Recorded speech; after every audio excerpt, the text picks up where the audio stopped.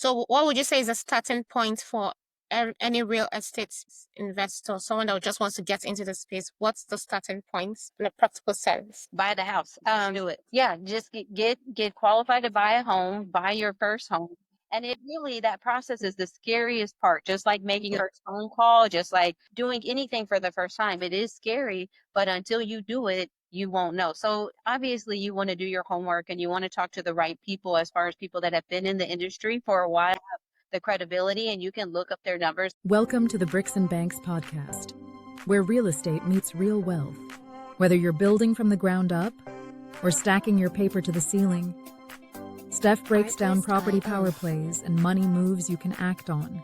From first-time buyers to seasoned investors, this podcast is your blueprint for financial freedom through property, investment, and business. Subscribe now. It's time to build your future. This is Bricks and Banks with Steph. So hey everyone, welcome to another exciting episode of the Bricks and Banks podcast, the podcast where real estate meets real wealth. In today's episode, I have Cherie and Nicole with me. Cherie and Nicole are a twin powerhouse in the real estate and mortgage industry. Their journey is one of faith, resilience, and relentless purpose as they share how they've built their career and continue to thrive in the ever-changing real estate world. A testament to the strength of mindset and determination. So join me in welcoming Cherie and Nicole to the pod. Yeah. So much. Welcome. How is it going? Wonderful. I mean, it's the real estate market is always keeping us busy, so we're every day working. So we're doing it Nice. all So day it's long. like, it seems like your family has like a hold on real estate because you all are into it, or it's just you both?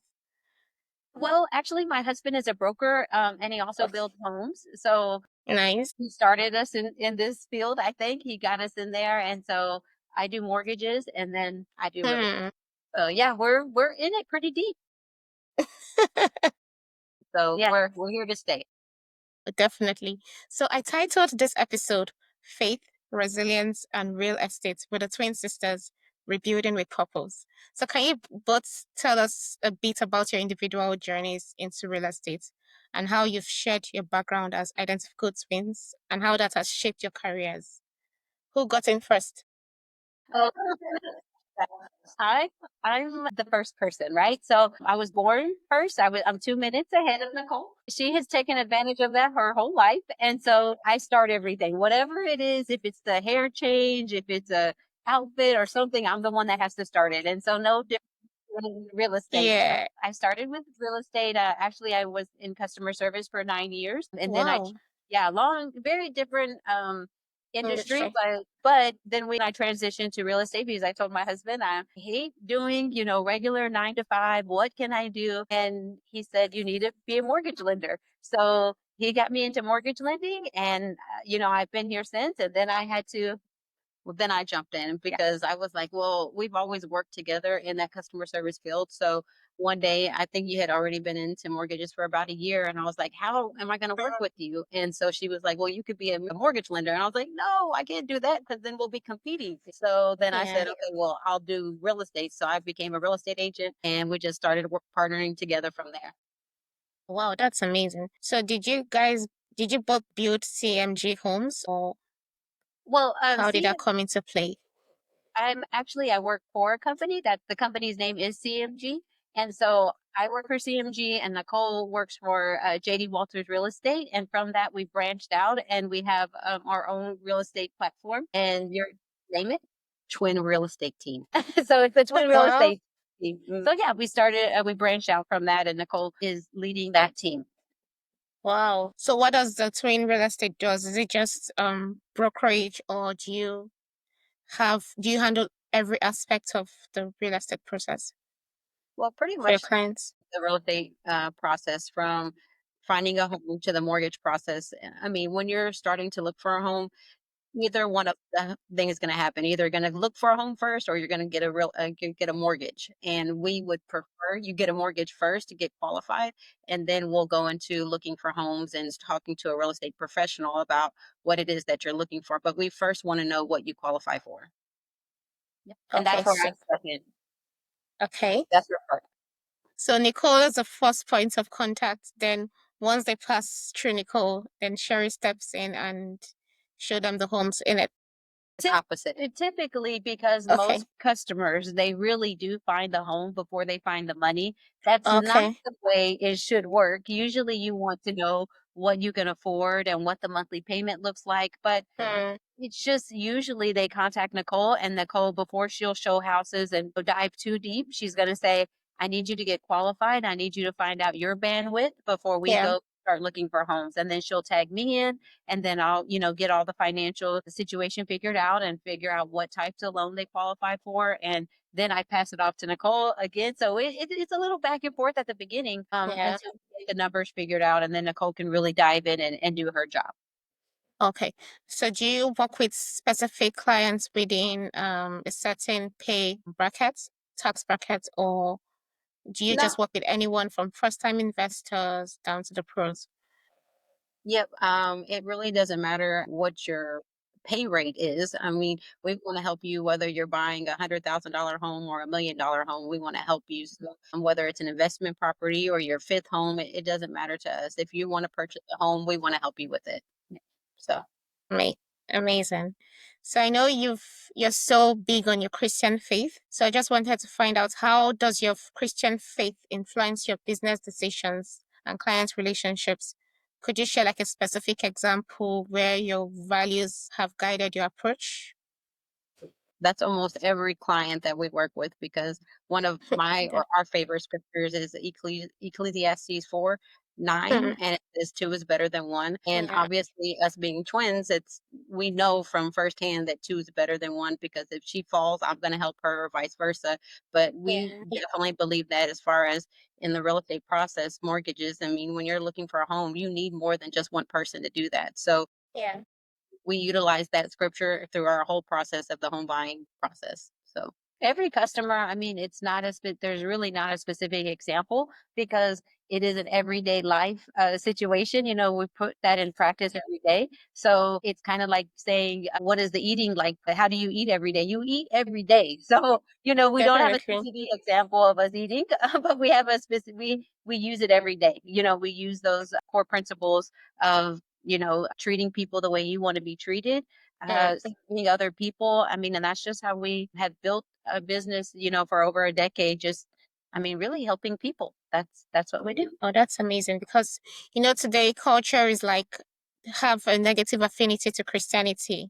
So the people, have you had any pushback when people find out, oh, you're Christians? Oh, no, I don't want to work with Christians. They prefer people who are more spiritually minded.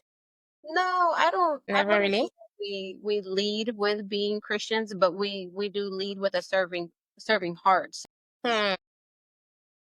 We probably don't go out and say, "Hey, we're Christians." We just say, Yeah. "Hey, our name's Nicole," and we lead by that in Uh-huh. serving each other. And they may see God in us, and that's our hope that they see Yeah. that. But we haven't had anyone come to say, "We don't want to work with you because you're Christian," or vice versa. Yeah, so because typically you don't have people pushing away somebody that is just serving you. True. Because we know why we do that, that's different. They may see later on and say, hey, something was different about those two people. They did more than what normal people do, or Yeah. what we're used to. And that's the goal. But it is maybe to leave the impression of they are different, and then it Hmm. goes back to God, like that was a different experience. And then we can share our testimony if that opportunity presents itself. Yeah. It just reminds me of the scripture that says one would chase 1,000 and two would chase 10,000. So your synergy is making sure that you're chasing 10,000 clients and making the bank at the same time, which is amazing. So have you ever had like, I know businesses are up and down. So have you ever had like a very, really bad downtime? And what was the mindset shift that helped you to get through that business downtime? I think recently I had a situation where, and like you said, real estate it's a wave, and different times, different things. But specifically, most recently, I had a client where they decided to go a different direction, and it was a big part of my business. But I'm a it's a huge thing to me. Mindset, it matters, and because I am, a believer. I didn't let that client leaving impact my business, because even though I know that it could, I leaned on the scripture that says, I will be the lender and not the borrower. I will be the head and not the tail. I will be a up and not beneath. And so I had to really grasp and take hold and believe that, because if I didn't, I could have really started to get down on myself, and it would have poured into my team and to others. I can't let that happen. And so I just kept repeating that scripture over and over. And the other scripture that was really important to me was, your latter days will be better than your former days. And so I said, my best is not here yet. I haven't even got to it yet. So I said, that devil, he's a liar and he can hit the road, because my God is better than him. And so, you just got to you have to know. And I know that, my God will come through, and he did. And he replaced that client with somebody better. So to God be the glory. That's amazing.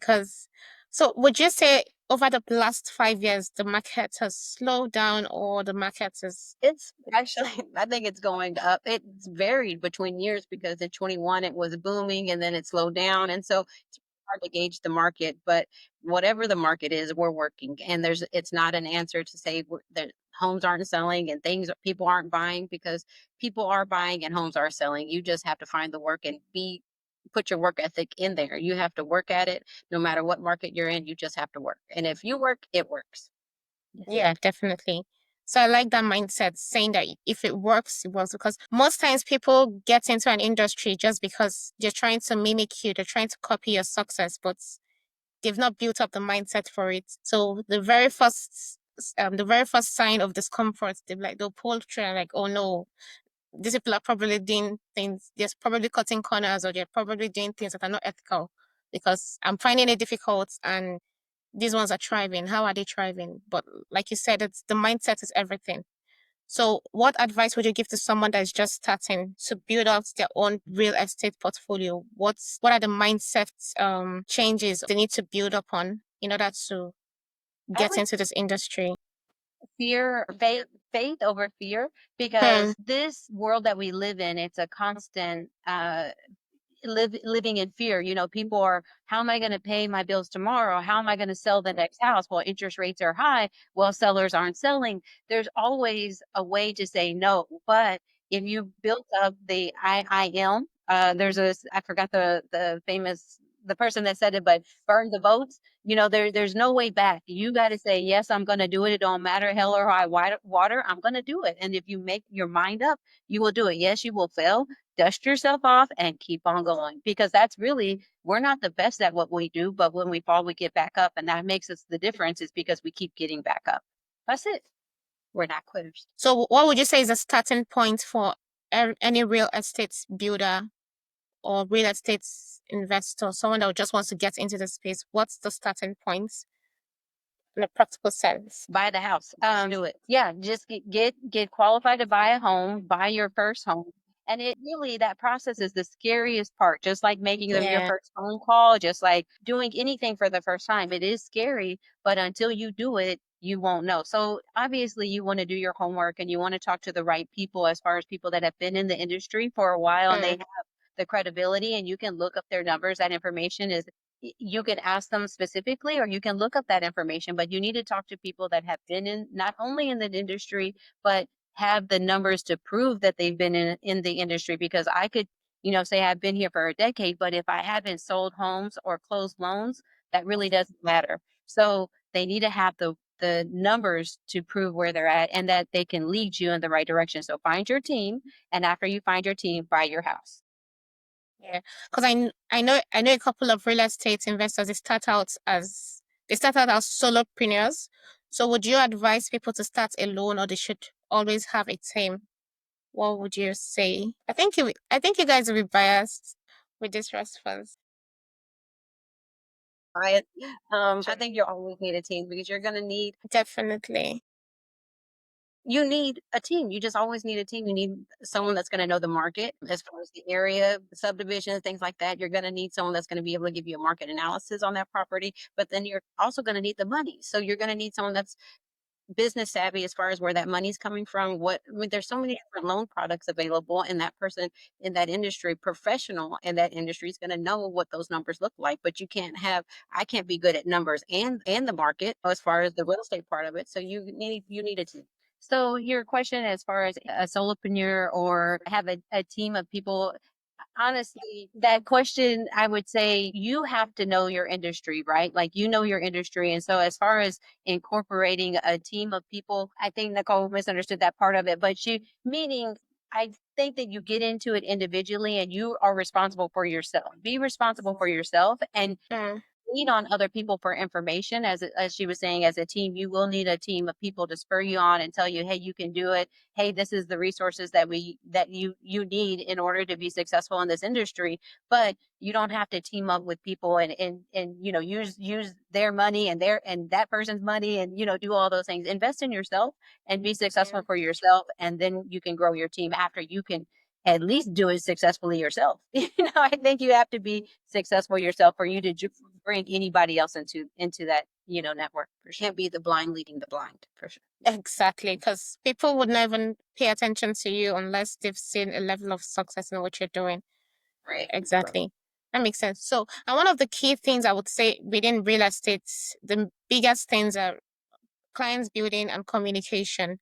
So, what's your method to doing that, building relationships and communicating? I think communication is obviously very important in any relationship, but during the home buying process, we use each other. And so we typically put each other in a group message and we just make sure that they have the accessibility to us whenever they need us. And so that might be at 10 o'clock at night or that might be at 6 o'clock in the morning, but we Hmm. make sure that they feel comfortable enough to reach out to us when they need us. And setting the expectation. So we are not a 24-hour service, and you do have Exactly. to put that expectation out there. We do want to let our customers know that we are accessible and that if we don't answer, it's not that we're not wanting to answer, but you will, if you set the expectation, Hmm. it's better than not setting an expectation and hours go by before you reply or before you answer their questions. If you give the expectation, usually people are more comfortable and will be okay with it. You got to communicate the expectation. So we have that expectation. We do set that information to our customers. But we're going to church. We'll be at church on Sunday mornings. You can reach us after 12, Wednesday service. We're having a play. There's things that we let them know in the home buying process during that time. Hey, you might not be able to reach us during this whatever time it is, but they understand that and are comfortable with it because we set that expectation. So, are there specific places you go to meet your clients, or you just leverage whatever area you find yourself in meeting your clients? For me, Yeah, for me, it's strategic. anywhere. I mean, it's just what I do. I think Cherie says me and my sister-in-law and her will go out of town and we'll be in the cab and an Uber driver will be telling me a little bit about, they'll tell me, hi, how you doing? And next thing you know, they're telling Nicole their life story. They've, been married 3 times. They have, all these different, things. And I'm like, how did that even happen? I was here. None of that information. But she's the twin that can bring that out. Money. People don't like talking about money most of the time, so I say, I'm not the fun twin. She's the fun twin. But you need two. You need us both. So Nicole Yeah, seems to find herself wherever she's at talking to customers. I'm typically behind the desk, working behind the computer, getting the numbers to Nicole so she can, so that she can do her job. So anywhere you go, anywhere I go, I'm talking, whether it's at the gym or if it's at, in the cab, Neiman Marcus, wherever, walking on the sidewalk, talking to people. I mean, that's what I do. I'm a mom, so I feel like I'm very relatable. I'm yeah, state professional, but I am relatable because I'm a mom. I'm at a volleyball game. I'm at a school. So people, I think they feel comfortable just chit chatting with me, and that's just part of the process, I think. Yeah, true. amazing. So, can you share one of your biggest clients that you landed? How the whole process went? Was it like an intentional one, or it's one of your Uber talks? What about Mr. Clay? What we're doing now, it was kind of a different situation. Nope. That's that one. Okay. What What about the $1 million one? Where the brother it was a referral. What about that? That was We have so many different. I can tell. okay. Tell Pick me your your. best story. I think the most fun stories or impressionable stories are ones that where people thought they couldn't do it or Hmm. they know the process or how. We have a lot of military customers and they served our country. And I believe it is the biggest honor to be able to help them with the financing.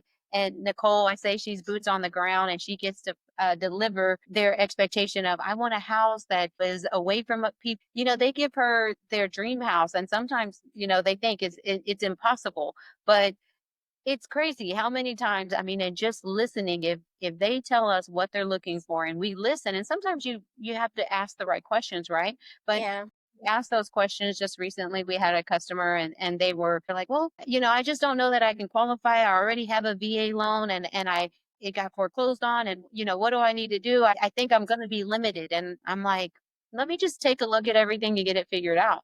In the meantime, Nicole's listening to what they want because I'm telling Nicole, listen to their laundry list of what they're looking for. And Nicole will, give that information. And then after I come back and say, hey, you can buy a VA, you can use your VA loan and you can go up to this amount of property. Nicole goes to work and I mean, she gave them, I mean, Nicole has a rule of she doesn't show a lot of real estate agents are like, we're going to show you 20 different houses until you find the right one.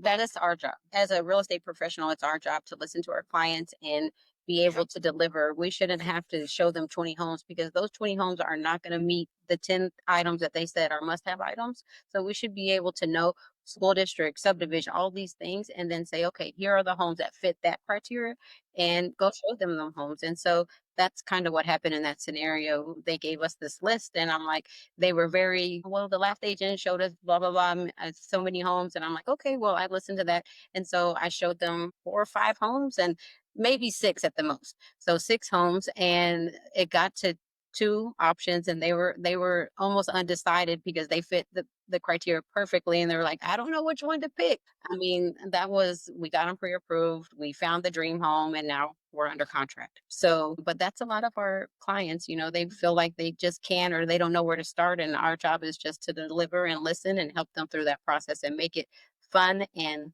stress free. I mean, it's stressful spending $1 million, 200,000, 3, 4, 5, whatever the number is. When you buy a house, it's a big deal. So it is going to be inevitably stressful, but Hmm. it should be a process that, that you feel confident in the team that you're working with is going to get you to the closing table and that you shouldn't be on pins and needles the whole time. We don't want that. Yeah. So what would you say, Cherie, are the top three things you look out for in order to qualify a customer for mortgage? I'm going to look at your credit. I mean, tell people credit is king. It starts with credit and everything else follows. So it's so important that within the last 12 months that if you're getting ready to buy a house, the last 12 months are the most crucial. So I don't care what you did 5, 6 years ago. I don't want you to go pay off old medical bills. I don't want you to do that. I want you to look at the last 12 months. Have you been paying your rent on time? Have you been paying your credit cards, your auto loans, those things? Are important. That's what we looked at as a mortgage industry. That's what we're looking at the last 12 months. Last 24 months is in addition, but 12 months is really a focus for me. So 12 months, the next thing is going to be income. So I'm going to look at, we want you to be somewhere around 45%. We can stretch it, 45%, including your new monthly mortgage payment, but Hmm. we'll dive into that, but we don't want all of your money going to your new house payment and the other debts that you have. So we're going to be looking at your total income. And let me think. You said 3. I mean, really, I feel like, well, down payment. I mean, down payment money in the bank is going to be relatively important because there are Yeah. some programs that are zero down. So we may be able to get you into the door with no money down. But so look at credit, income, and then money in the bank. Those are things that we'll be looking at. Amazing. Because a friend of mine, he's into the army. He told me that for the veterans, they don't necessarily need money down to get the payments. So how would you qualify such a customer?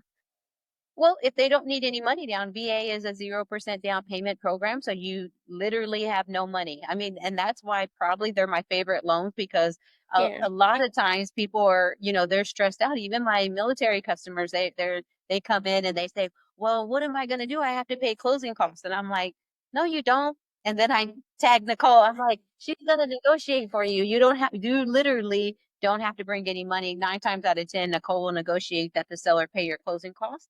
And then they really shouldn't have to bring, and sometimes I'm giving them money back at closing. Tell So your friend to call me.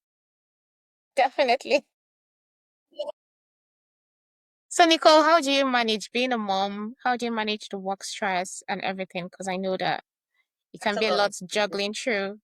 Yeah, motherhood, family, and whatnot.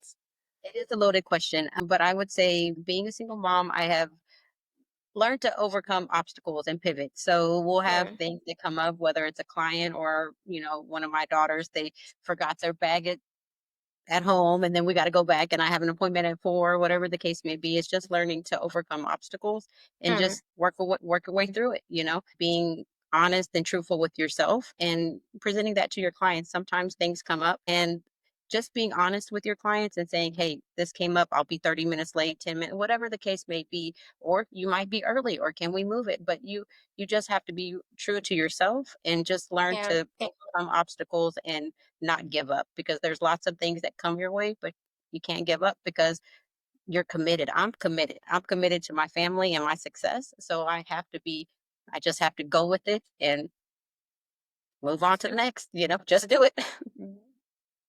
Definitely. So, Sherry, how has your experience as a mom shaped your approach to business? Do you like have to schedule everything tit for tat? Because a lot of people have like, oh, this is my schedule for today. It can't change. If I want to change it, I need to change it like 2 weeks earlier. Are you I'm just probably a little bit more rigid than Nicole. She's, again, the fun twin, and she's more flexible than I am. In fact, I'm, telling Nicole, hey, we got to do this. We got this. We got this. And, I'm really a scheduled person, and I really try to keep on that schedule because it keeps me, and where she says it keeps her true to herself. For me, my schedule is very important, and I don't like to deviate too much from it. That's my mindset. Nicole can pivot a little bit easier when it comes to a schedule, but me, I'm up at 4:10 a.m. and I'm in bed by 9:30. And if I'm not sleeping by 10 o'clock, somebody's getting in trouble. He's like, put that girl in bed. He's like, turn the lights off, let her go to bed. So I follow that schedule. And I think did I answer your question? I don't know if I did. Yeah, I mean, it's still just similar to what I was saying, just trying to understand how you're able to regulate your schedules and manage your business and family, because it can be really crazy. It can be, but to me, that schedule is important. And if I maintain that schedule, it's better for everybody from my business to my family. Because, like I said, you don't want to see me after 10 o'clock. You don't want to see me if I haven't gone to the gym and started my day off in devotion and started my schedule off the way I should, because it's not a good reflection of me as a leader or a successful businesswoman. I just keep that schedule very close to me because it makes me a better mom and better leader, and everybody wins. If I keep So on that, win-win. yes, make me a better mom and a better businesswoman to be flexible. So are you a tea or a coffee person? Gosh, I'm a tea person. I cannot do coffee. I like the way it smells, but I do not like the way it tastes. And I don't do coffee either. So tea, sweet tea, extra sweet tea. You? Do I'm a you? coffee person. Yeah. Well, Yeah. But I'm more of a mocha person because I like the chocolates, hot chocolates and coffee mix. Yeah. okay, that's That's me. popular. I like Yeah. that, but minus the coffee. So can you both share like one of a challenging story that has shaped the way you approach business today? Like one of your biggest obstacles you faced that has just changed the way you work today? I would say for me, I was once a hourly employee, and to go into a straight commission field was terrifying. You go in and you say, hey, I'm going to make X amount of dollars every month. You have that. And at the time, I was a single mom as well. So I was very concerned. I was very concerned for, how am I going to provide for my daughter? How am I going to make sure that the bills are paid? But I did build up a savings. So it's important, get your savings together, prepare yourself for the transition. But that was a big deal for me, is just going from a hourly position to straight commission at a job. So, but it was big. What is it called? The bigger the risk, the bigger the gain. And I'll tell you, do it all day, twice on Sunday. I would never, I would, I'm, just over the moon excited that I did, that I did make that transition, and I believed in myself enough to make that transition. Okay. Right. Nicole, your turn. I would say that I guess, changing point was probably when I got divorced. I was married for 15 years. And so becoming a single mom and on two incomes, now only being one income, and I had to solely provide for me and my girls, that was a big transition for me. But I had to rely on myself. It was a changing point for me that I had to, I didn't have an option to quit. My commitment was to my family, to my girls, and, making sure that they had a great life, a good life. They were able to do the things that we were able to do as a family, that they were still able to do if it was just me and them. And so, I think that was the changing point for me. And I won. I mean, we, I would say I'm pretty successful now, even with the divorce. I'm successful, and so She's better. I'm better.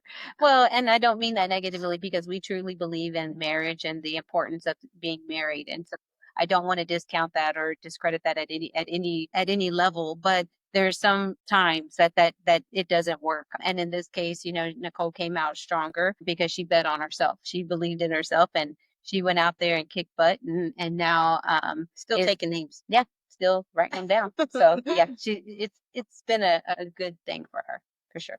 Yeah, I mean, your stories just shows the power of your resilience and the mindsets, because it's something you've built up over the years. So when the obstacle came, you were able to overcome it. You were able to go through it. But many people do not have that luxury of overcoming it. The obstacles they face bring them down, and they stay down for a very long time. So what would you say is like the critical mindset shift someone in your industry needs to embrace in order to weather the storm when it comes through? Be fearless. I say, and honestly, just do it. Like, invest in yourself. And there's a million reasons why not to do it. There's a million. You can find them if you look for them. Believe me, you'll find them everywhere, underneath every corner or around every corner. We're not looking for the reasons why not to do it. We're looking for how to do it. So look for how, and just do it. Don't Find a reason. Yeah, don't. The excuses are Endless. yes. So, you know, forget about them. Just do it. Just do it. Art Williams says that. He was a NFL coach, and he just said, "Just do it. Just do it." So here we are, just doing it.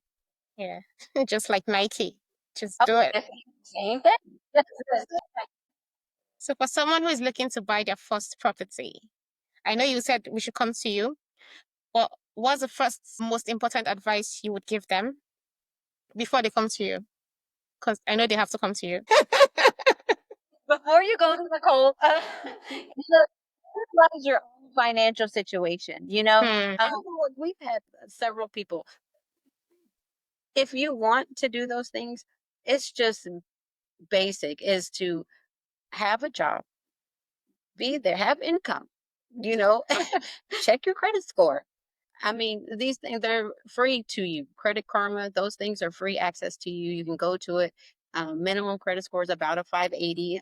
If it's even close to that, Cherie can help through that process. But be knowledgeable about where you're at, and get on the phone with people that can help you and that are knowledgeable in that field. And say, hey, I do want to buy my home, but when we ask you a question, what do you think your credit score is?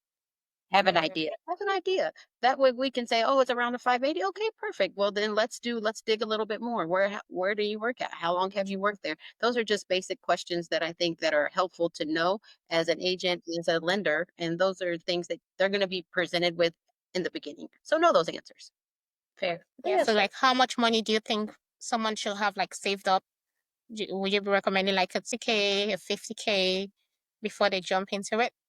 Well, it depends on, what market and where you're at, but I would say probably around here, 2K is about $10,000. So about have 10,000 or more, depending on what type of loan you're going to be doing. If you're going to be doing a VA, you don't need any money down, but have it have about $10,000 down. And if you don't have any money down, I mean, that's a conversation that we can talk about, but have some money in the bank. You can have some money in the bank. Know at least that you're paying your bills on time. I mean, Yeah. probably the most frustrating process or part of my job is talking to people that are literally currently late on their anything, your credit card. I mean, you have a $500 credit card and you're paying that late. I cannot lend you hundreds of thousands of dollars if you're not paying your current credit card on time. Like that just, I just think that it's so important.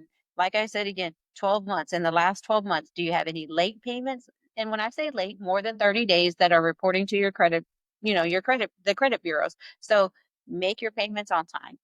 12 months. I feel like that is a fair expectation for anybody that wants to buy a house because we're about to sign you up for hundreds of thousands of dollars. Have you been able to manage your finances for 12 months? I mean, that's all, that's really what I want to know. Amazing. So, final question for this session will be, with the evolving markets, where do you see the future of real estate and mortgages going? And how are you preparing for that future in your businesses? I predict. Okay, go ahead, Nicole. What do you I predict? predict that people are still going to buy. I'm still going to be selling. I'm going to help in all that process. How about you? People are always going to have somewhere to live. So real estate is never going to die. We're always going to have to put our family somewhere, lay our head down at night. So whether it's your personal property or an investment property, we will need real estate. So we're still going to be in the business and buy real estate. There's always going to be an advantage to buying real estate. So it doesn't matter if the interest rates are high, that means that you're going to get a discount on the house. There's always going to be an advantage to buying. So it doesn't matter what the market is, just buy. Just buy. So that's where we see the future of real estate still going to be thriving. It's still going to be there. Definitely. It will be there. And then as far as investing in our future, every day it's important to invest in your future somehow, some way. Spend time learning about your market, going to conventions, going to Tony Robbins. You pick them; they're out there. If you see some kind of motivational speaker, read a book. Oh my Do a gosh. YouTube, do a podcast. There you go. There's so many resources out there. Yes. So Yes. find one that fits you and learn. That's what we're doing every day. Yeah. So I know real estate is like the main thing you talk about in your podcast. Can you share a bit more of what you do in your podcast? You know what? We're doing a little bit of everything. We, of course, like you said, we do the real estate part of it, but we also incorporate a few different things. We have one coming up that's because Cherie doesn't know how to dance. So so we're going to put some dance moves. I had a previous client of mine that she does a lot of choreography, and so she's going to help us with mostly her help out with some dance moves. Yay! Ready to dance. I don't know. I don't know if it's yet, but we're going to show you a before and after, and then I think there's going to be a yay for sure. But we talk about real estate. We like to talk about people in the community, that are doing things differently in this community, people that have stepped out and, started their own businesses and coaches and builders and title company agents. We really just want to talk to people that are in our community. And so you hear about you hear customer from our past customers to people in the community. So you see how different that was? Mine was the dance moves, and she's talking about people from the community. See, it's just our personality. you get a little bit of everything. There it is. Amazing. So we've come to the firecracker session. So the firecracker, I'm gonna shoot at you with questions, and you're gonna shoot back at me with answers without thinking too much, just off the top of your head. Okay. So if you had to give one piece of advice to someone looking to break into real estate, not come into real estate, the person is breaking into it. Mortgages, entrepreneurships, in just 30 seconds, what would it be? What's the first piece of advice you're going to give someone who wants to get into the mortgage business or real estate space? Just do it. Talk to somebody and do it. I mean, there's really nothing else but to do it. Don't stop at no. Keep going until you get a yes. You're going to get tons of no. Yeah. Keep going until you get a yes. If you want to do it, just do it. Yeah. That's I know it. Cherie That's all. said we should read a book. So what's one personal development book or podcast or tool that can radically transform the way you approach business and life that you Les would Brown. recommend? Les Brown. Les Brown. I love Les Brown. I know Les you said. Brown. Yeah. Have you heard of Les Brown? Yes, I have. I love his motivational. It's really good. I love it. He's a twin too. I never knew that. He's a twin. Wow. I need a twin at this point. I need a twin. I think they're called goblin thinkers. There's somebody out there that looks like you and could be your twin, but not Yeah. really your twin. Y'all don't share the same DNA like me and Nicole, but y'all could be close. Y'all could be Yeah. look up. I would suggest Zig Ziglar. He's like, I love him. He, if we all could live our life like Zig, I would think. I mean, from there's not a piece of advice that he doesn't give that makes sense. Whether I mean he's been he passed away, but just any information, any book you pick up that has his name on it, you'll be a better person when you put it down. So that's all I got to say about him. Good individual. Amazing. What would you say are your best and worst investment moments? Gosh, my best and worst. Yeah. I haven't lost in real estate. I'm telling you, I've done it for 13 years, and people tell Wow. me that eventually you will, but time after time again, I've invested in all kinds of different aspects of 401k, just different avenues of investments, right? And real estate has been the best investment. Hand over fist, make money in that all day, twice on Sunday. So I don't have a horror story yet. Okay. How about the Yeah. best one? The best one? Well, the first one, because if I had not started my first investment, then I wouldn't be here now telling people to do it. So the first one is the best one. Amazing. I still own the first property I bought. I still have Oh, it. okay. Yeah. So Worth it. did you put it out for rental or how are you converting it? Is it like a serviced apartment right now? No, it's we use it as a rental property and have for many years, and it's just continue to make money through rent. So looking back 10 years from now, what do you hope your legacy in real estate in life and life would be? What impact do you want to have on other people? Well, I hope that the people that I helped, home buyers and sellers, they look back and say that was a wonderful experience. I trusted her to the fullest, and I don't think I'll ever be able to find another better realtor or mortgage lender. I'm sure they'll probably say that about her too, but that's what I would want. Them to say they'd never be able. No one could compete with her. As far as her loyalty, her professionalism, all those things. Yeah. Good answer. Amazing. Okay. I think that's the end of the session. So how can we reach you guys? How can we connect with you? Get in touch? You can check us out on gottwins.net. We have a book that's coming, and we're It's called Born to Buy. Born to buy. Amazing. Yeah. I'll put all the links in the description so audience can just go there and click. Okay. That sounds perfect. Yes, ma'am. We thank you Yeah. so much, Stephanie, for your We had time. such a good time. Yeah. Yeah, I had an amazing time speaking to you both. You just made me feel like, and I love the way you articulated the mindset part. You just have to do it. The first one is the best one. Do not stop when you hear the first no. Keep going till you hear yes, because there's someone out there that's going to listen to you. There's someone out there that's going to buy what you're selling. You just need to find that person and go for it. Just do it. Just do And it. joy comes in the morning. Joy comes in the morning. That's another thing too, that you don't, Mhm. sometimes it gets discouraging, but let that day end and start the next day fresh. And joy, like I said, joy comes in the morning. So you'll get through it and keep going. I feel like we've distilled over 13 years experience in half an hour, in 1 hour, which is crazy. Over 13 years worth of real estate experience within an hour. You guys are just amazing. Thank you so much for being on the podcast. And so, guys, that We enjoyed. wraps up another empowering episode of the Breaks and Banks with Steph podcast.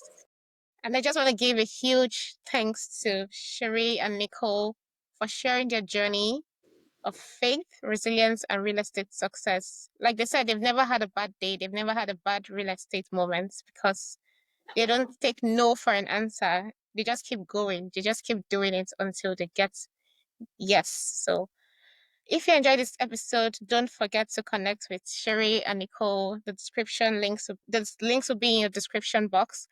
And don't forget to like, subscribe, and share with others who could benefit from their incredible insights. And till we come your way again, let's continue to turn our knowledge into action and breaks into bags. I've been your host, Stephanie. See you in the next episode. Thank you so much, Cherie and Nicole. It's bye Thank for you, now. Stephanie. Bye.